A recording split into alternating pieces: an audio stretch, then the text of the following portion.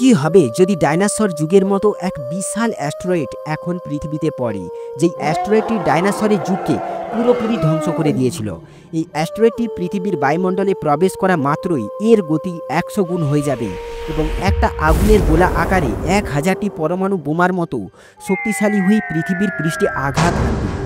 আঘাত করা মাত্রই কয়েক সেকেন্ডের মুহূর্তেই পুরো শহর ধ্বংস হয়ে যাবে, কোটি কোটি মানুষ এবং সমস্ত প্রাণী মারা যাবে, সারা পৃথিবী কেঁপে উঠবে, তৈরি হয়ে যাবে বিশাল বড় এক গর্ত এবং আকাশের দিকে ছিটকাতে থাকবে ধুলোর পাহাড় এবং আগুনের গোলা। এরপর শুরু হয়ে যাবে ভূমিকম্প এবং সুনামি, যার ফলে পৃথিবীর বেশিরভাগটা অংশই ধ্বংস হয়ে যাবে।